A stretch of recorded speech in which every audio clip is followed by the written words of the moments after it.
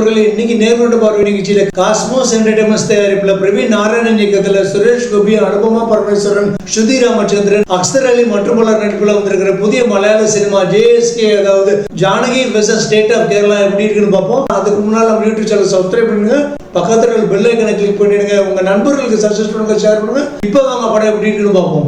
Janaki versus state of Kerala. திருச்சூர்ல பூங்குந்தங்கிற ஊர்ல தன்னுடைய அப்பாவோட வாழ்ந்துகிட்டு இருந்த ஜானகிங்கிற அனுபவம் பரமேஸ்வரன் ஐடில வேலை கிடைச்சி பெங்களூர் போறாங்க. அங்க தோழர்கள் கூட நல்லா ஜாலியா வாழ்ந்துகிட்டு இருக்காங்க. திருச்சூர் பூரத்துக்காக தோழிகளோட சொந்த ஊருக்கு வர்றாங்க. ஒரு நாள் ராத்திரி திருவிழா முடிஞ்சு ஒரு பேக்கரியில கூல்ட்ரிங்க்ஸ் குடிக்கும் போது அந்த பேக்கரி பசங்க ஏரியா பசங்க கூட தகராறு நடக்குது. அந்த கலைவரத்துல போனை வச்சுட்டு போயிடுறாங்க அனுபமா. ராத்திரி திரும்பி பேக்கரிக்கு வந்து போன் எடுக்கும் போது அனுபமா அந்த பேக்கரியில வச்சு மானபங்கப்படுத்தப்படுறாங்க. இந்த கேஸ் 223/2023 கேஸ் நம்பரோட கோர்ட்டுக்கு வருது. அந்த ஊர்ல ஏற்கனவே பிரான்சிஸ் ஒரு ஃபாதரியா ஒரு கன்னியாஸ்திரியை மானபங்கப்படுத்த கேஸ்ல அந்த ஃபாதருக்கு எதிராக கோர்ட்ல வாதாடுற வக்கீல் டேவிட்ங்கிற சுரேஷ் கோபி பொலிட்டிக்கல் இன்ஃப்ளூயன்ஸ்னால பாதிக்கப்படுறாரு. கரெக்டா அதே டென்ஷனோட அனுபமாவுடைய இந்த கேஸ்ல டிஃபென்ஸ் லாயரா அந்த பேக்கரி பசங்களுக்காக வாதாட வர்றாரு. அவர் ஒரு ஆணித்தரமான வாதத்தை ப்ரூவ் பண்றாரு. என்னன்னா, ஜானகி பேக்கரியில தான் மானபங்கப்படுத்தப்பட்டாங்கிறதுக்கு எந்த ஒரு நேரடி கண்கூடான சாட்சியோ சிசிடிவி கேமரா ஃபுட்டேஜ்கள் ஒண்ணுமே இல்ல. மொத்தத்துக்கு ஒரு எவிடன்ஸும் இல்ல. அனுபமா பெங்களூர்ல இருக்கும் போது தன்னுடைய காதல்னால கர்ப்பமாயிட்டு இங்கே வெளியில தெரிஞ்ச அசிங்கம்னு மே 14 ராத்திரி பேக்கரியில மானபங்கப்படுத்தப்பட்டதை இந்த பசங்க மேல கேஸ் போட்டிருக்காங்க. அதனால என்னோட கட்சிக்காரர்களான இந்த பேக்கரி பசங்க அப்பாவிங்க அனுபமா தான் குற்றவாளின்னு கேஸ் அப்படியே மாத்தி அதுக்கு சரியான எவிடன்ஸ்களை கோர்ட்ல ப்ரொடியூஸ் பண்ணி குறுக்கு விசாரணைகள் மூலமாகவும் இந்த கேஸை உடைச்சிருக்காரு சுரேஷ் கோபி. இந்த கேஸ் அப்படியே தள்ளி போறதுனால இப்ப வயிற்றுல இருக்கிற கருவுக்கு 7 மாசம் ஆகுது.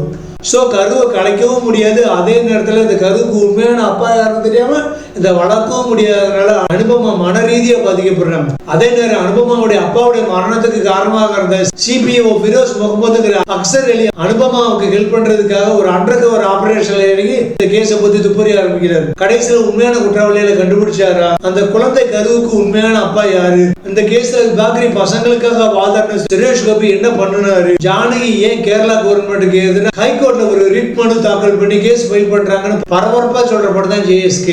Janaki versus state of Kerala. படத்தோட நாயகன் lawyer David, Kerala captain Suresh Gopi. மனுஷன் 90ல கேரளாவுடைய போலீஸே இவர் தானு சந்தேகப்படுற அளவுக்கு பட்டம் கிளப்பிட்டு இருந்தது.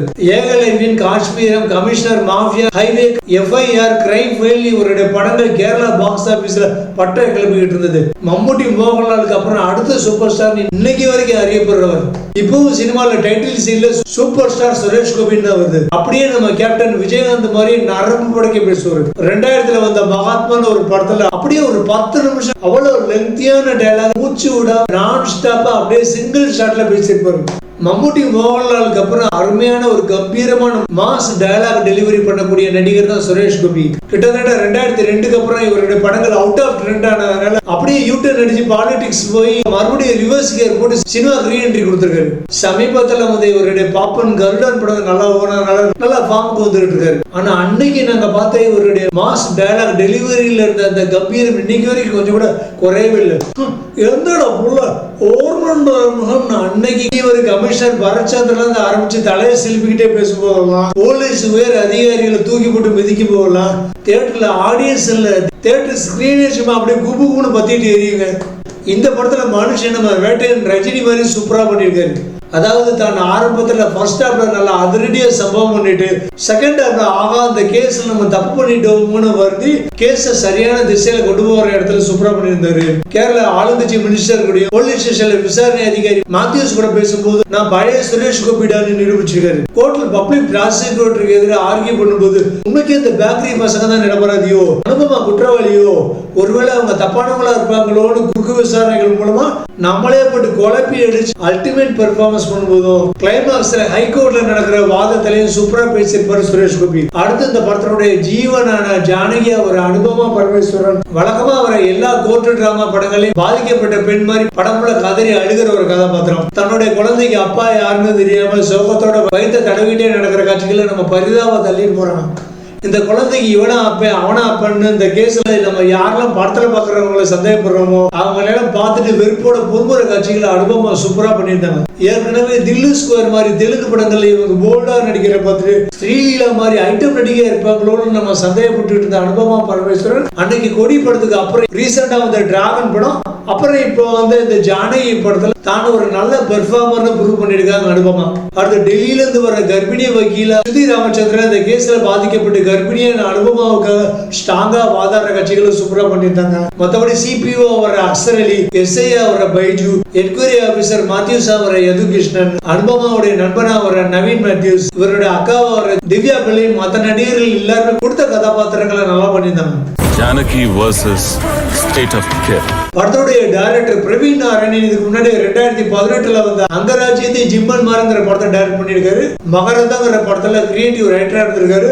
2022 வந்த எண்ட மழைங்கிற படத்துக்கு அசோசியேட் டைரக்டரா இருந்திருக்காரு. டைரக்டரா இவருக்கு அந்த ஜானகி படம் 2வது படம் வழக்கமா இதுவரை நம்ம பார்த்த கெட்டவங்களால பாதிக்கப்படுற ஒரு பெண் அவங்களை காப்பாத்துற வக்கீல் நாயகங்கிற இந்திய சினிமா ஹைதர் அலி காலத்துல இருந்து அரைச்சமாவை தான் இங்க அரைச்சிருக்காங்க. ஆனா என்ன ஒரு வித்தியாசம்னா நம்ம கொஞ்சம் கூட எதிர்பார்க்காத அளவுக்கு விக்டிம் நாயகி தான் குற்றவாளின்னு வில்லன்களுக்கு ஆதரவா ஃபர்ஸ்ட் ஹாப்ல வாதாடுற வக்கீல நாயகனை காமிச்சது கொஞ்சம் வித்தியாசமா இருந்தது. அதே மாதிரி நம்ம அதிகம் நம்புற பப்ளிக் ப்ராசிக்யூட்டர்கள் விக்டிம் விமன் கேஸை விசாரிக்கிற காவல்துறை விக்டிம் விமன் கேஸ்ல ரொம்ப லெத்தாஜிக்கலா இருக்கிற அரசாங்கம் இவங்க மேல ரிட் மனு தாக்கல் பண்ணி ஹைகோர்ட்ல கேஸ் போடலாம் ஒரு புதிய ஐடியாவை சேர்த்து சொல்லியிருக்காரு டைரக்டர். அதுல பிஜேபி அனுதாபியான சுரேஷ் கோபி இந்த படத்துல அரசுக்கு எதிராக போராடுற வக்கீல காமிச்ச ஐடியா நல்லா இருந்தது. இன்னொரு விஷயத்துல இந்த படக்குழு ரொம்ப பாராட்டியாகணும். ஏன்னா ஜூன் மாசம் முதல் வாரமே ரிலீஸ் ஆக வேண்டிய இந்த படம் ரொம்ப பிரச்சனைகள்ல மாட்டினதுக்கு அப்புறம் இப்பதான் ரிலீஸ் ஆயிருக்கு. ஏன்னா படம் முடிச்சு சென்சார் போர்டுக்கு அனுப்பும் போது இந்த படத்துக்கு நாங்க சென்சார் சர்டிபிகேட் கொடுக்க மாட்டோம்ட்டாங்க சென்சார் போர்டு. ஏன்னா அந்த படத்துல ஒரு ரேப்பிடு விக்டிம் கதாபாத்திரத்துக்கு ராமாயண சீதாவோட இன்னொரு பேரான ஜானகின்னு பேர் வச்சிருக்கீங்க. இது சீதாவை கலக்கப்படுத்துற மாதிரி இருக்கு. ஒண்ணு ஜானகிங்கிற பேரை முனியமானோ இல்ல ஓமன குட்டினா மாத்தி வைங்க, இல்லன்னா சென்சார் சர்டிபிகேட் கிடையாதுட்டாங்க சென்சார் போர்டு. அப்ப பட யூனிட் சார் படம் டப்பிங் எல்லாம் முடிஞ்சு பிரிண்ட் எல்லாம் ரெடி ஆயிடுச்சு. இனிமே ஜானகின்னு வர நிறைய இடங்களை ஓமனான்னு 1-2 செகண்ட் வரக்கூடிய பிட்டு ஆடியோ வாய்ஸ் எல்லாம் நாங்க ரீப்ளேஸ் பண்ண முடியாது. நீங்க சொல்ற ஜானகி உங்களுக்கு ப்ராப்பர் நவுன், அதாவது நீங்க ராமாயண சீதாவை மட்டும் தான் மென்ஷன் பண்றீங்க. ஆனா எங்களுக்கு ஜானகி ஒரு கலெக்டிவ் நவுன். இந்த நாட்டுல ஜானகி மாதிரி ஏகப்பட்ட பெண்கள் இருக்காங்க. இதுல ஏற்கனவே ராமாயணத்திலேயே சீதா மேல சந்தேகப்பட்டு அவங்களை தீக்குளிக்க சொல்லி ராமரே கலங்கப்படுத்திட்டாரு. இதுக்கு மேல நாங்க சீதாவை கலங்கப்படுத்துறதுக்கு என்ன இருக்குன்னு ஆணித்தரமா அடிச்சு சொல்லி தான் சென்சார் சர்டிபிகேட் வாங்கிட்டு வந்து இந்த படத்தை ரிலீஸ் பண்ணியிருக்காங்க. அந்த முயற்சிக்காகவே இந்த பட டீமை நம்ம பாராட்டலாம். அது மட்டும் இல்லாம ஒரு 7 மாச கர்ப்பிணி விருப்பமே இல்லாம சுமக்கிற ஒரு கர்ப்பத்தை அரசாங்கத்தினுடைய மெத்தனத்தினாலேயே நீண்டு 7 மாசம் வரைக்கும் வளர்ந்த அந்த கருவை பாதிக்கப்பட்ட பெண்ணால வளர்க்க முடியாது. அதனால அந்த குழந்தை அரசாங்கம் தான் இனி வளர்க்கணும். பெண்களுக்கு அனுகூலமான இந்த கேஸே இப்படி இழுத்துக்கிட்டு போச்சுன்னா அப்புறம் ஆண்கள் நிலைமை என்ன ஆகுறது? அரசாங்கம் ஒரு கேஸை எடுத்து நடத்தும் போது ப்ராப்பரா இன்வெஸ்டிகேட் பண்ணி கல்பிரிட்ஸ்கள் தப்ப விடாம போலீஸ் மூலமா கண்காணிச்சு சரியான நீதி கிடைக்க செய்யலன்னா அதனால உண்டாகிற பின்விளைவுகளுக்கு அரசாங்கம் தான் முதல் சொல்லணும்னு ஆணித்தரமா அருமையான ஒரு கருத்தை சொல்லியிருக்காரு டைரக்டர். கிளைமாக்ஸ்ல ஒரு பொண்ணு தனக்கு விருப்பமே இல்லாத ஒரு கருவை கலைக்கலாம், அந்த கருவை சுமந்துட்டு நடக்கணும்னு அவசியமே கிடையாது. ரொம்ப லேட் ஆச்சுன்னா அந்த குழந்தைய தத்துக்கு கொடுத்துடலான்னு நாயனுடைய வக்கீல் ஆணித்தரமா வாக்குவாதம் பண்ற காட்சி நல்லா இருந்தது. அப்ப ஒரு பொண்ணு கல்யாணம் ஆறுக்கு முன்னாடி காதலுங்கிற பேர்ல கண்டவன் கூட பழகி கர்ப்பத்தை சுமந்துட்டு அதை உடனே வேணாம்னு நினைக்க போல அபார்ஷன் பண்ணலாமா? இந்த மாதிரி டேட்டிங் கலாச்சாரங்களாலதான் இந்தியாவுடைய இறையாண்மை இந்தியாவுடைய குடும்ப கலாச்சாரம் பாதிக்கப்படுமே அப்படின்னு பப்ளிக் ப்ராசிக்யூட்டர் எதிர்வாதம் பண்ணும்போது அதுக்கு ஸ்ருதி ராமச்சந்திரன் கொடுக்கிற பதிலடி சூப்பரா இருந்தது. அது மட்டும் இல்லாம ஒரு கேஸினுடைய வெற்றி வக்கீலுடைய வாதங்களால கிடையாது. எந்த கேஸ்ல எவிடன்ஸ்கள் ஜெயிக்குதோ அந்த கேஸ் தான் ஜெயிக்கும். மற்றபடி வக்கீலுடைய வாதத்துல 20% தான் பங்கு இருக்குன்னு சொல்ற டயலாக் படத்துல அனுபவமா ஃப்ரெண்டு சுரேஷ் கோபியை பிளேம் பண்ணுவாரு. உங்களுடைய ஆர்கியூமெண்ட்னாலதான் அப்பாவி பெண்ணான ஜானகிக்கு கிடைக்க வேண்டிய நீதி கிடைக்காம போச்சு சொல்லும்போது சுரேஷ் கோபி சொல்லுவாரு, ஐயா ஜானகி நல்லவங்களா இருக்கலாம், அதுதான் என்னோட ஆசை. ஆனா என்னோட கட்சிக்காரன் நாங்க குற்றவாளிகளுங்கிறதுக்கான சரியான ஒரு வீடியோ ஃபுட்டேஜ் கோர்ட்ல முதல்ல ப்ரொடியூஸ் பண்ணிட்டாங்க. ஆனா உங்க தரப்புல இருந்து இந்த இடத்துலதான் சம்பவம் நடந்துச்சு, இத்தனை மணிக்கு தான் நடந்துச்சுன்னு ஒரு ஐ விட்னஸ் ஒரு வீடியோ ஃபுட்டேஜ் கூட கோர்ட்ல ப்ரொடியூஸ் பண்ண முடியலையே. சும்மா சிட்டிங்ல உங்க பப்ளிக் ப்ராசிக்யூட்டர் வாயால தான் உடச்சு விட்டுட்டு இருக்காரு. இது ஏன் தப்பா? உங்க விசாரணை அதிகாரி பேக்கரி கடையில இருந்து எங்களுக்கு எந்த ஒரு வீடியோ ஃபுட்டேஜும் கிடைக்கலங்கிறாரு. ஏன் அந்த கடையில மட்டும்தான் சிசிடிவி கேமரா இருக்கணுமா? சுத்தி உள்ள இடங்கள கடைகளில் சிசிடிவி கேமரா இருக்க கூடாதா? அந்த கண்ணோட்டத்துல ஏன் உங்க என்கொயரி ஆபீசர் விசாரிக்கல? அப்ப ஜெயிக்கிறதுக்கான சந்தர்ப்பங்கள் சான்ஸ் எல்லாம் எனக்கு வாரி கொடுத்துட்டு கேஸ் சீக்கிரம் முடிச்சு ஃபைல க்ளோஸ் பண்ணணுங்கிறதுக்காக சும்மா நுனிப்புண் மேயிற மாதிரி விசாரிச்சிருக்காரு உங்க என்கொயரி ஆபீசர். இப்ப யார் தப்பு? இப்ப பாரு, பக்கத்து கடையில இருந்து எடுத்த சிசிடிவி கேமரா ஃபுட்டேஜ்ல இருந்து தான் உண்மையான குற்றவாளியை டிஃபென்ஸ்ல நான் கண்டுபிடிச்சிருக்கேன். சரி, என்னால முடிஞ்ச ஒரு சொல்யூஷனை சொல்றேன். நாயகன் ஸ்டெப்ஸ் எடுக்கும் போது படம் சரியான கிளைமாக்ஸ் நோக்கி போகுது. இதை சம்பவமா சொன்ன விதம் நல்லா இருந்தது. படத்துக்கான ரேட்டிங்கும் டைரக்டர் பிரவீன் நாராயணன் தான் நல்லா எழுதியிருக்காரு. நம்ம வேட்டையின் படம் மாதிரியே ஆரம்பத்துல அதிரடி நடவடிக்கை எடுத்துட்டு பின்னால இடைவெளி ஆகும் போது நாயகன் திருந்தி கேஸ் சரியான வழியில கொண்டு போற மாதிரி படத்தை கொண்டு போயிருக்காரு டைரக்டர். படத்தோடைய கேமராமேன் ரினா டிவி படம் முக்காவாசி கோர்ட் டிராமாங்கிறதுனால நம்மளும் ஒரு கோர்ட்ல இருக்கிற மாதிரியே ஒரு ஃபீலிங் கொடுத்துருக்காரு. பூங்குந்தம் கிராமத்தை காமிச்ச விதம் நல்ல அழகா இருந்தது. எந்த ஒரு உறுத்தலும் இல்லாம படத்தை ரசிக்க முடிஞ்சது. அடுத்த படத்தோடைய பிஜிஎம் ஸ்கோரி நம்ம ஜிப்ரான் தான். நல்ல அருமையான ஒரு கோர்ட் டிராமாக்கு பொருத்தக்கூடிய ஒரு பிஜிஎம் ஸ்கோரி. கிளைமாக்ஸ்ல வர அந்த கோவில் திருவிழா காட்சியும் அதில் நடக்கிற ஃபைட் சீனுக்கான பிஜிஎம் ஸ்கோரி நல்லா சூப்பரா இருந்தது. அதே மாதிரி இந்த படத்துக்கு இன்னொரு இசையமைப்பாளரான கிரீஷ் நாராயணன் கம்போசிங் பண்ண அந்த மேரேஜ் சாங் அண்ட் டான்ஸ் சூப்பரா இருந்தது. படத்துக்கு எடிட்டிங் சம்ஜித் பார்க்கும்போது நல்லா எடிட் பண்ணிருக்காரு. இன்னும் கொஞ்சம் நல்லா ஷார்ப்பா எடிட் பண்ணிடலாம். Janaki versus State of Care.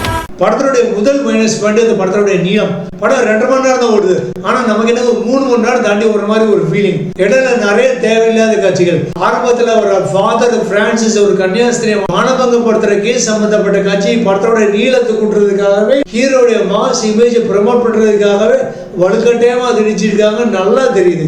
சரி, ஹீரோ அவரை வார்னிங் பண்ற அந்த மினிஸ்டரையும் போலீஸ் உயரதிகாரி மேலேயும் பயங்கரமான ஆக்ஷன் எடுப்பாருன்னு பார்த்தா அந்த ஃபாதர் கேஸ் அப்படியே சப்புனாக்கி செகண்ட் ஹாஃப்ல அந்த கேஸ் ஒரு ரெஃபரன்ஸுக்காக மட்டும் யூஸ் பண்றாங்க. ரைட்டிங் நல்லா இருந்தாலும் சுரேஷ் கோபிங்கிற ஒரு மாஸ் ஹீரோ உள்ள கொண்டு வந்ததுனால அந்த மலையாள சினிமாக்குள்ள அந்த ஸ்டாண்டர்ட் டிகினிட்டி அப்படியே காலியாயிருச்சு. எப்படி நம்ம சந்திரமுகியை பொறுத்தல டைட்டில் ரோல சந்திரமுகியை விட ரஜினி அதிகமான ஸ்கிரீன் பிரசன்ஸ் பண்றாரோ அதே மாதிரி இந்த படத்தோட டைட்டில் ரோலான ஜானகியை விட சுரேஷ் கோபி தான் 65% நேரத்துக்கு மேல ஸ்கிரீன் பிரசன்ஸ் பண்ணிட்டு இருக்காரு. கிளைமாக்ஸ்ல ஒரு மாஸ் பைட்டல் வச்சு ஜானகி மாதிரி அப்பாவி பெண்களுக்கு சப்போர்ட் பண்றதை விட சுரேஷ் கோபியோடைய மார்க்கெட்டுக்கு தான் அதிக ப்ரமோஷன் பண்ணுவாரு இந்த படம். இந்த ஐடியா இந்த படத்தோடைய ஸ்டாண்டர்ட் அப்படியே குறைச்சிருது. சோ நல்ல ஸ்டாண்டர்டான யதார்த்தமான மலையாள படம் பார்க்கணும்னா ஆஷிக் அலி, திலீஷ் போத்தன், வினீத் ஸ்ரீனிவாசன், பிரணவ் மோகன்லால் மாதிரி நடிகர்களுடைய படம் தான் பார்க்கணும் போல இருக்கு. இந்த மம்முட்டி, மோகன்லால், டொவினோ தாமஸ், குஞ்சா பாபு படங்கள்லாம் இப்ப மசாலா வாட ரொம்ப அதிகமா இருக்கு. இந்த மேற்சொன்ன மலையாள உச்ச நடிகர்களுடைய படத்தோட ப்ரமோஷனுக்காக மார்க்கெட்டிங்காக இந்த மசாலாவே இவங்க வலுக்கட்டாயமா திணிக்க ஆரம்பிச்சிட்டாங்க. இன்னும் வில்லன்கள் பாதிக்கப்பட்ட பெண்கள் அவரை காப்பாற்ற வர்ற வக்கீல் ஹீரோன்னு மலையாள சினிமாவும் கண்டிப்பா இப்ப ட்ராக் மாற வேண்டிய ஒரு சூழ்நிலைக்கு வந்திருக்கு. அது மட்டும் இல்லாம கோர்ட் டிராமா படங்கள்ல வர்ற மாதிரி பாதிக்கப்பட்ட விக்டிமுடைய பிளாஷ்பேக்கை சொல்லும் போது லைட்டா ஒரு லாகிங் ஃபீலிங் வருது. அதே மாதிரி செகண்ட் ஹாஃப்லயே இந்த படத்துல அநியாயத்துக்கு ஒரு லாகிங் ஃபீலிங் வருது. இன்னும் இந்த வெறும் வீடியோ ஃபுட்டேஜ்கள் சிசிடிவி கேமரா ஃபுட்டேஜ் சீன்களை வச்சு எத்தனை நாளைக்கு தான் இந்த இன்வெஸ்டிகேஷன் சீன்களை ஓட்டுறதை நிப்பாட்ட போறாங்கன்னு தெரியல. அந்த அளவுக்கு இன்வெஸ்டிகேஷன் சீன்கள் ரொம்ப வீக்கா இருந்தது. படத்துல த்ரில்லிங் மொமெண்ட்ஸ், ட்விஸ்ட்கள் ரொம்ப கம்மி. இவங்க உண்மையான குற்றவாளியை எப்படி கண்டுபிடிக்கிறோம்னு ஹீரோ மூலமாவே ப்ரீ கிளைமாக்ஸ் முன்னாடியே ரிவீல் பண்ணிடுறாங்க. அதனால கடைசி கிளைமாக்ஸ்ல கோர்ட் விசாரணையில குற்றவாளிகளை எப்படி பிடிச்சோன்னு எக்ஸ்பிளைன் பண்ணும்போது நமக்கு அந்த த்ரில்லிங் ஃபீலிங் கொஞ்சம் கூட இல்லவே இல்லை. அதுக்கு பதிலா கரெக்டா கிளைமாக்ஸ்ல மட்டும் கல்பிரிட்ஸ் எப்படி வீடியோ ஃபுட்டேஜ் மூலமா இவங்க பிடிச்சாங்கன்னு எக்ஸ்பிளைன் பண்ற மாதிரி சீன் வச்சிருந்தாங்கன்னா செமையா இருந்திருக்கும் படத்துல. இதை இவங்க அப்படியே டோட்டலா மிஸ் பண்ணிருக்காங்க. மத்தபடி வேற எந்த மைனஸ் பாயிண்ட் இந்த படத்துல இல்ல. அப்புறம் ஒரு முக்கியமான விஷயம், இந்த கோர்ட் டிராமா படம் எடுக்கிற டைரக்டர்களை கேட்டுக்கிறேன். ஐயா, இன்னும் எத்தனை நாளைக்கு தான் பெண்கள் பெண்கள் பெண்கள் இந்த நாட்டின் கண்கள், பெண்கள் இந்த வீட்டின் தேவதைகள் படம் எடுத்துக்கிட்டு இருப்பீங்க? அப்ப ஆண்கள் வீட்டுல பேய்களா? ஆண்கள் தேவையில்லாம பிறந்துட்டாங்களா? ஏற்கனவே ஒரு படத்துல சொன்ன மாதிரி ஒரு பெண் எப்ப 100% பெண்ணாகிறாள்னா ஒரு ஆணாலும் தாய்மை அடையும் போது மட்டும்தான் ஒரு பெண் 100% பெண்ணாக அங்கீகரிக்கப்படுகிறாள். சட்டத்துல ஆண்கள் பெண்கள் 2 பேரும் சமம் தான். அதை விட்டுட்டு இன்னும் பெண்கள் பெண்கள் பெண்கள் பெண்களுக்கு ரொம்ப ஓவரா சப்போர்ட் பண்ணி தலையில தூக்கி வச்சு ஆடுறதுனாலதான் இப்ப ஆண்களால நிம்மதியா வாழ முடியல. என்னைக்கு ஒரு திருமணமான ஆண் தன்னுடைய வீட்டுல சந்தோஷமா நிம்மதியா ராத்திரி தூக்குறானோ அந்த நாள் தான் இந்தியா சுதந்திரம் அடைந்த நாள் மகாத்மா காந்தி அன்னைக்கே சொல்லிட்டு போயிட்டாரு.